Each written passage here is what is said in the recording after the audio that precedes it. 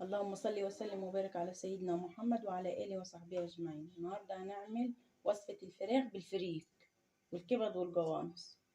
معايا معلقتين زيت، وهنزل عليهم ببصلة مقطعة،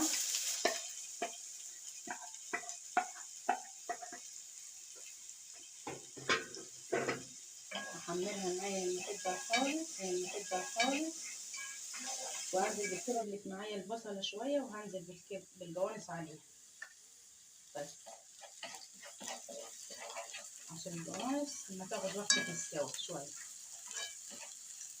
هشوحها مع البصلة وهنزل بالكبدة وبعد كده الفريك.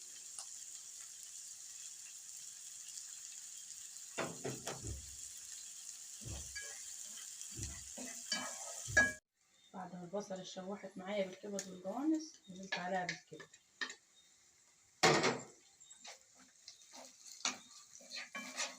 هنزل عليها بالكزبرة والفلفل الأسود والملح.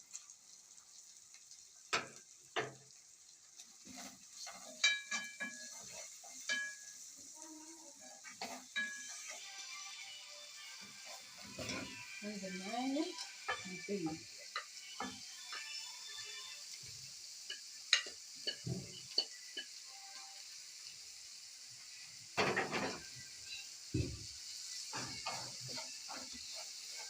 زيت الفريك هشوحه،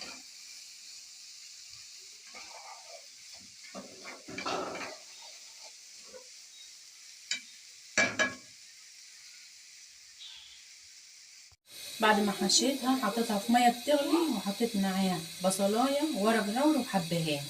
هغطي عليها بقى النار لما تستوي. بعد ما استوت معانا الفراخ هطلعها واحطها في الصينيه وهحمرها في الفرن.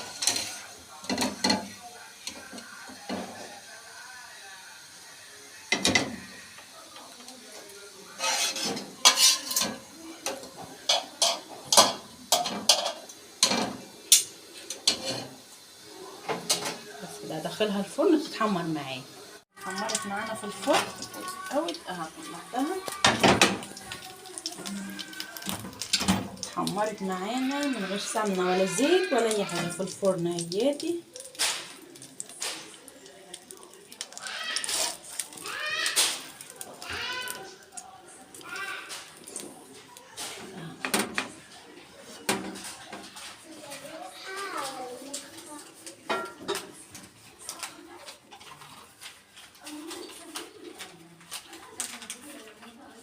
وبألف هنا وشفا.